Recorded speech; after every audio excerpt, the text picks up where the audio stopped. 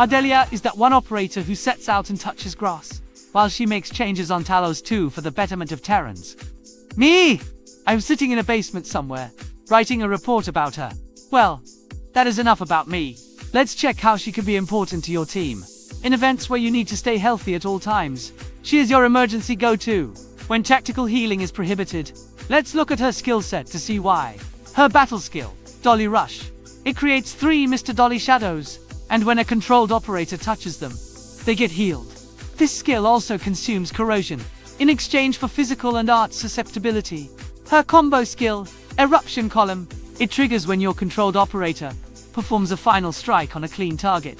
By clean, I mean the target must not have vulnerability stacks or arts infliction.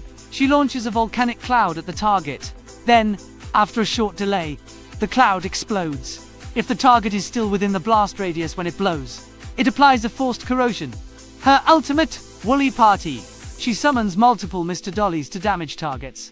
Then the summoned Dollies create shadows that heal your controlled operator on contact.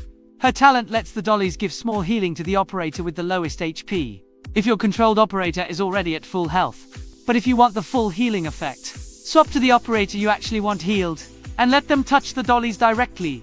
Now let's talk about the gears that complement her skill set. For a general support build focusing on susceptibility application, go for the Zyronite set, which helps the team by granting an additional damage bonus. Now for a damage mitigation role, you'd want the Link set, which grants additional defense whenever operators are healed, and defense ramps up further once they are fully healthy. For an additional damage roll, try the Hotwork set. It boosts her nature damage, and adds another layer of nature damage whenever she applies Corrosion. Now for weapons, her best in slot, Dreams of the Starry Beach. As her signature weapon, it complements her Corrosion consumption mechanics, and makes the target take more arts damage. If you're new, and waiting for her weapon to be given for free, equip any available arts weapon as a stat stick until then. Teams! I won't call her a flex unit, since Ardelia's role in a team is mostly for her healing, specifically for those Umbral Agony runs. But to take advantage of her mechanic debuffs, your timing must be precise. In any team that she's in, lead in on her combo skill, by performing a final strike on a clean target from your controlled operator.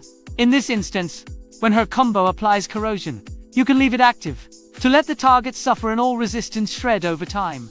And before it expires, consume it using her battle skill, to apply physical and art susceptibility, continuing where the Corrosion left off. Now, I'm not saying you'd be doing that every rotation. Her debuff application feels clunky, because the triggers are so conditional. The target must be free of vulnerability stacks, and completely clear of arts infliction. It's just the way she is, playing into the unpredictability of when her combo actually triggers. It's like a car turbo, where there's an instant boost in speed once triggered. But you can actually control that unpredictability when you team up with an operator like Levitain.